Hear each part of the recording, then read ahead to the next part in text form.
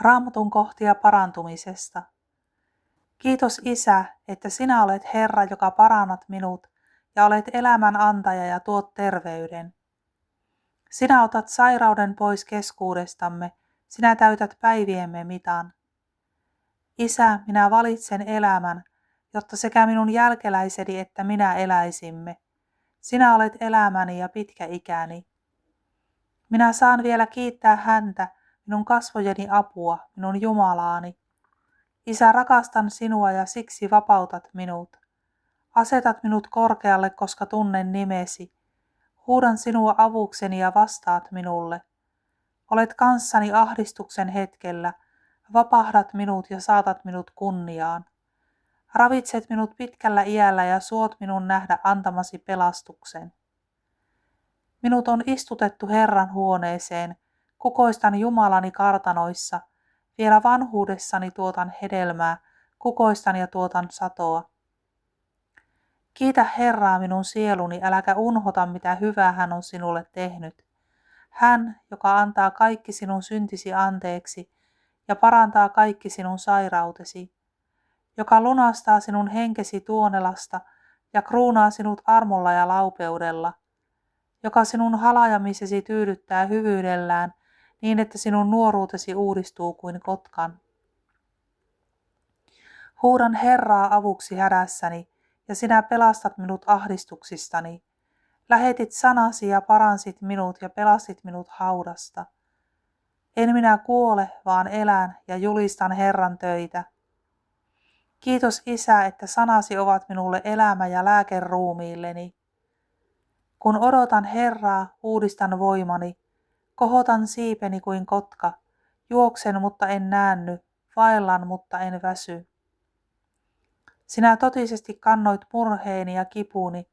Sinua lyötiin minun rikkomuksieni tähden ja runneltiin minun pahaintekojeni tähden. Rangaistus oli sinun päälläsi, jotta minulla olisi rauha, ja sinun haavojesi kautta minut on tehty terveeksi. Isä, sanot sanassasi, että palautat minulle terveyteni, kasvatat haavani umpeen ja parannat minut saamistani iskuista. Kiitos Isä, että lääkitset haavani ja parannat minut. Elämän hengen laki Kristuksessa Jeesuksessa on vapauttanut minut synnin ja kuoleman laista. Jos nyt hänen henkensä, hänen joka herätti Jeesuksen kuolleista, asuu minussa, niin hän, joka herätti kuolleista Kristuksen Jeesuksen, on eläväksi tekevä myös minun kuolevaisen ruumiini henkensä kautta, joka minussa asuu. Kristus on lunastanut minut lain kirouksesta, kun hän tuli kiroukseksi minun edestäni, sillä kirottu on jokainen, joka on puuhun ripustettu. Hän itse kantoi meidän syntimme ruumiissansa ristin puuhun, että me, synneistä pois kuolleina, eläisimme vanhurskaudelle ja hänen haavainsa kautta te olette paratut.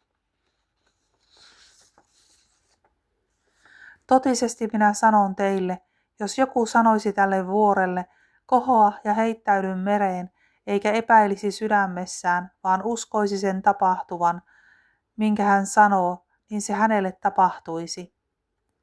Kristus on lunastanut meidät lain kirouksesta, kun hän tuli kiroukseksi meidän edestämme, sillä kirottu on jokainen, joka on puuhun ripustettu, että Abrahamin siunaus tulisi Jeesuksessa Kristuksessa pakanain osaksi, ja me niin uskon kautta saisimme luvatun hengen. Palvele Herraa Jumalaasi, niin hän siunaa sinun ruokasi ja juomasi, ja minä poistan sairaudet teidän keskuudestanne, keskenmenoa tai hedelmättömyyttä ei maassasi tule olemaan, ja minä annan sinun elää täyteen ikääsi. Ei Jumala ole ihminen niin, että hän valhettelisi, eikä ihmislapsi, että hän katuisi. Sanoisiko hän jotakin eikä sitä tekisi, puhuisiko jotakin eikä sitä täyttäisi. Turvaa Herraan kaikesta sydämestäsi, älä nojaudu omaan ymmärrykseesi. Tunne hänet kaikilla teilläsi, niin hän sinun polkusi tasoittaa. Älä ole viisas omissa silmissäsi, pelkää Herraa ja karta pahaa. Se on terveellistä ruumiillesi ja virkistävää luillesi. Poikani, kuuntele minun puhettani, kallista korvasi minun sanoilleni.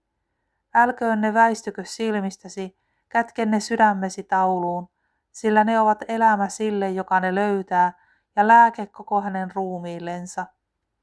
Hän sanoi, jos sinä kuulet Herraa, Jumalaasi, ja teet mikä on oikein hänen silmissänsä, tarkkaat hänen käskyjänsä ja noudatat kaikkea hänen lakiansa, niin minä en pane sinun kärsittäväksesi yhtäkään niistä vaivoista, jotka olen pannut egyptiläisten kärsittäviksi, sillä minä olen Herra, sinun parantajasi.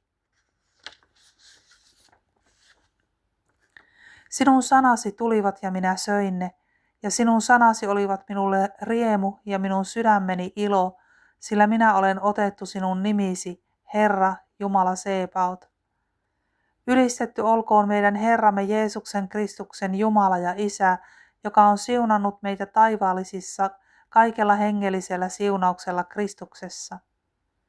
Armahtava ja laupias on Herra, pitkämielinen ja suuri armossaan. Herra on hyvä kaikkia kohtaan ja armahtaa kaikkia luotujaan. Jos te anotte minulta jotain minun nimessäni, niin minä sen teen. Jos nyt hänen henkensä, hänen joka herätti Jeesuksen kuolleista, asuu teissä, niin hän, joka herätti kuolleista Kristuksen Jeesuksen, tekee eläviksi myös teidän kuolevaiset ruumiinne henkensä kautta, joka teissä asuu. Jos te pysytte minussa ja minun sanani pysyvät teissä, niin anokaa, mitä ikinä tahdotte, ja se tapahtuu teille. Mutta ilman uskoa on mahdoton olla otollinen, sillä sen, joka Jumalan tykö tulee, täytyy uskoa, että Jumala on, ja että hän palkitsee ne, jotka häntä etsivät. Mutta anokoon uskossa, ollenkaan epäilemättä, sillä joka epäilee on meren aallon kaltainen, jota tuuli ajaa ja heittelee. Älköön sellainen ihminen luulko Herralta mitään saavansa. Älkääkä mukautuko tämän maailman ajan mukaan, vaan muuttukaa mielenne uudistuksen kautta, tutkiaksenne, mikä on Jumalan tahto, mikä hyvää ja otollista ja täydellistä.